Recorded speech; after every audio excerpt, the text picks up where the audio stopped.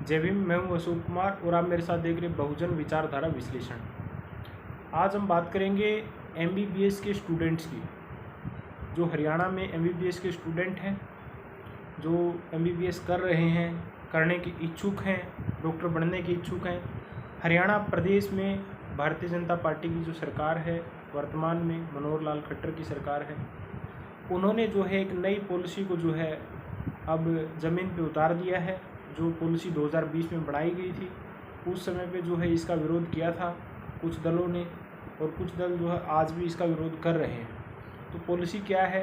MBBS बनने वाले student जो डॉक्टर बनने के इच्छुक हैं, एमबीबीएस करना चाहते हैं या आगे मेडिकल कोर्सेज में जाना चाहते हैं, वो सभी ध्यान से इस बात को सुनें, ताकि आने वाले जो उनका जो भविष्य है वो उसको जान सकें कि आने वाली जो सरकारें हैं उनके जो फैसले हैं, किस तरीके से उनके फैसले जो हैं स्टूडेंट के जीवन को प्रभावित करते हैं, उनके घर वालों के जीवन को प्रभावित करते हैं।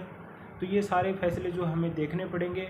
आज ही जो एक हरियाणा सरकार का जो हमें नया फैसला जो देखने को मिला है, वो है हरियाणा में बॉन्ड भरने वालों को ही मिलेगा एमबीबीएस में दाखिला। हरियाणा में बॉन्ड भरने वालों को ही मिलेगा एमबीबीएस में दाखिला। ये हमारे पास जो कटिंग है ये अमर उजाला की है और ये 11 सितंबर की न्यूज़ है आज।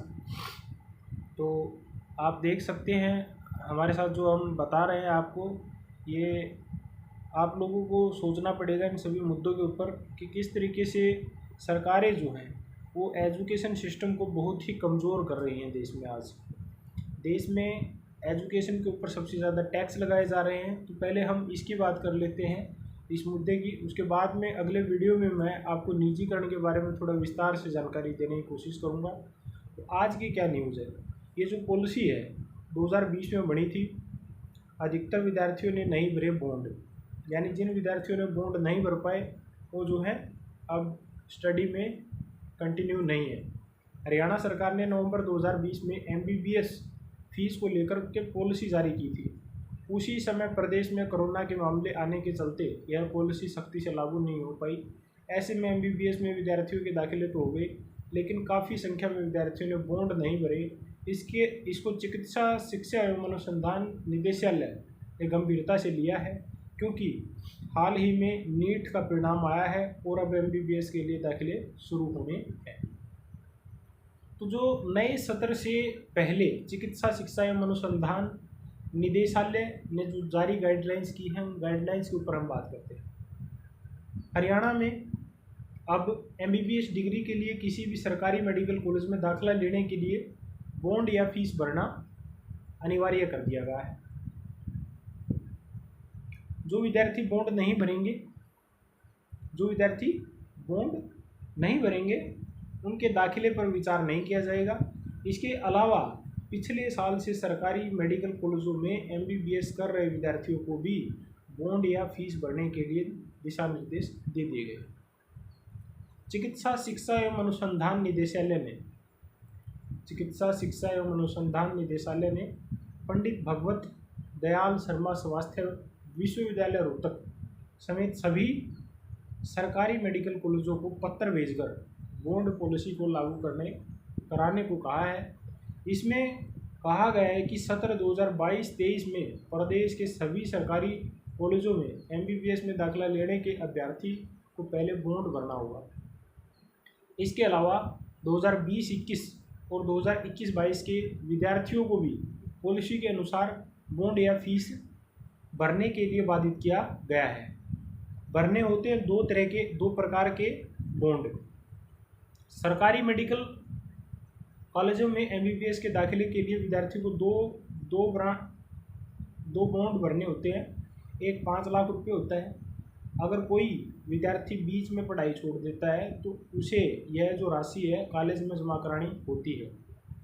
दूसरा 10-10 लाख रुपये के हिसाब से 4 साल के लिए 40 लाख रुपये का होता है। एमबीबीएस के बाद कोई 7 साल तक सरकारी नौकरी करता है तो उसका 40 लाख रुपये का जो लोन और ब्याज है सरकार भरती है। इसके अलावा डॉक्टरों को वेतन और भत्ते भी लगातार मिलते हैं। अगर कोई निजी नौकरी करता है तो उसे यह जो राशि है जमा करानी होती है। पहले 4 लाख में तैयार होते थे, अब लगते हैं 40 लाख। पहले 4 लाख में MBBS का कोर्स होता था, अब लगते 40 लाख। हरियाणा में 2020 से पहले 4 लाख रुपए में MBBS डॉक्टर तैयार होता था। आप इस बात को ध्यान से सुने। हरियाणा में 2020 से पहले 4 लाख रुपए में एक सरकारी डॉक्टर तैयार होता था, MBBS डॉक्टर तैयार होता था। आज 40 लाख रुपए हरियाणा प्रदेश की सरकार बच्चों से फीस लेगी, उसके बाद MBBS आप कर सकते हैं।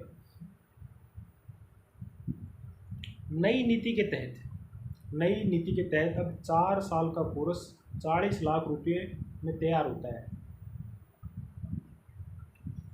3,71,000 रुपये फीस के अलावा 36,28,000 का सरकार बैंक से लोन कराती है। आमतौर पर पहले एक अभ्यर्थी को सालाना 53,000 रुपये फीस देनी होती थी। इसके अलावा 15 से 20,000 हॉस्टल की फ़ीस होती थी, लेकिन अब सरकार ने सालाना फ़ीस में 10% की बढ़ोतरी का प्रावधान भी किया है। तो ये आपको समझना पड़ेगा कि सरकारें वर्तमान में शिक्षा को इतना महंगा क्यों कर रही हैं। अब अगर आप लोग जो है ध्यान दें तो डॉक्टर रणवीर सिंह दैया हैं, रिटायर्ड प्रोफेसर PGI रोहतक के, उनकी इसके ऊपर क्या प्रतिक्रिया है इस मुद्दे के ऊपर। उनका मानना है कि सरकार ने इस पूरी पॉलिसी में सरकारी नौकरी देने की गारंटी कहीं नहीं ली है। MBBS डिग्री के बाद जिसको सरकारी नौकरी नहीं मिली जबकि वह नौकरी चाहता है, ऐसे डिग्री धारकों से बॉन्ड की राशि जो है नहीं भरवानी चाहिए। दूसरा, इसमें गरीब और पिछड़ा वर्ग आए अव्वल विद्यार्थियों को दिक्कत का सामना करना पड़ेगा अगर सरकार ने पॉलिसी में संशोधन नहीं किया। पिछले 2 साल की तरह इस बार भी अव्वल बच्चों के पास दूसरों राज्यों में जाने के अलावा कोई विकल्प नहीं बचेगा। ये डॉक्टर रणवीर सिंह दैया है, रिटायर्ड प्रोफेसर हैं, PGI रोहतक से हैं।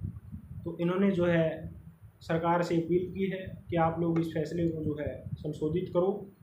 और आप सब भी बुद्धिजीवी हैं, आपको भी ध्यान से देखना पड़ेगा कि ये इतनी महंगी व्यवस्था क्यों बनाई जा रही है। क्या डॉक्टर बहुजन समाज से डॉक्टर नहीं निकलने चाहिए? Schedule caste, schedule tribe, backward class, economically weaker section के जो लोग हैं वो कैसे MBBS कर पाएंगे, ये भी आप लोगों को देखना पड़ेगा, सोचना पड़ेगा। आप लोग जो है फ्री की रेवड़ियाँ, फ्री के राशन में बिजी हैं। ये जो सरकारें हैं ये आपके बच्चों के भविष्य के साथ खेलने में बिजी हैं।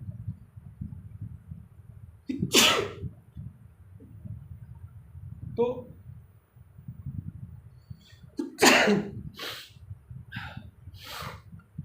आप सबको अपने भविष्य को बचाने के लिए कुछ ऐसा करना चाहिए जिससे आप अपने जान माल की सुरक्षा खुद कर सको। भारत में लोकतंत्र है। बाबा साहब डॉक्टर अम्बेडकर एक जगह कहते हैं कि राजनीति में भाग लेने का अर्थ पता है क्या है? राजनीति में भाग नहीं लेने का अर्थ ये है कि घटिया और जो अच्छे लोग नहीं हैं वो आपके ऊपर शासन करेंगे। हमारे सामने राजनीति को गंदा बताया जाता है। राजनीति को कहा जाता है कि राजनीति तो बहुत ही गलत काम है, राजनीति में नहीं जाना चाहिए, बिजनेस करना चाहिए, नौकरी करनी चाहिए। जो सरकारें हैं, जो राजनीति के तहत सरकारें बनाती हैं और उसके बाद जो है फैसले सुनाती हैं, तब आम नागरिकों के जीवन कैसे उलटफेर हो जाता है उनके जीवन में, ये सभी आपको देखना पड़ेगा। और बहुजन विचारधारा विश्लेषण देखने वाले साथियों से मेरी अपील ज़रूर है कि आप लोग चैनल को सब्सक्राइब कीजिए, इसको शेयर कीजिए, ज़्यादा से ज़्यादा वीडियो को लाइक कीजिए। ये अपील मैं क्यों कर रहा हूँ, क्योंकि जो है अभी तक हम बहुजन समाज के मुद्दों पे बात कर रहे हैं, आगे भी करना चाहते हैं, लेकिन बहुजन समाज के लोग जो है बिल्कुल निर्जीव हो गए हैं। ऐसी घटिया मानसिकता के साथ हम कैसे काम करेंगे ये हमें समझ में नहीं आता है। आप लोग एक चैनल को सब्सक्राइब नहीं कर सकते हैं और आप क्या कर सकते हैं, इसमें कौन सा पैसा लगता है आपको ना ही कोई पैसा देना है, सिर्फ एक मोबाइल से अपने सब्सक्राइबर का बटन दबाना है। तो ये जो मुद्दे हैं, जिन मुद्दों को आपको कोई नहीं समझाता है, कोई नहीं बताता है और कोई ना ही इन मुद्दों को उठाता है, ना ही कोई दिखाता है। हम उन मुद्दों के ऊपर अपना विश्लेषण लेके आते हैं, अपना डाटा खर्च करते हैं, अपना दिमाग लगाते हैं, अपना समय देते हैं और आप सब चुपचाप जो है वीडियो को इग्नोर मार देते हो। कितना सरल है आप लोगों के लिए काम। हम इतनी दिक्कत उठा के इस काम को कर रहे हैं और आप लोग जो है चैनल को सब्सक्राइब भी नहीं कर सकते, वीडियो को शेयर भी नहीं कर सकते, लाइक कमेंट करने की तो बहुत दूर की बात है। आप लोग जो है कोई प्रतिक्रिया ही नहीं देना चाह रहे हैं।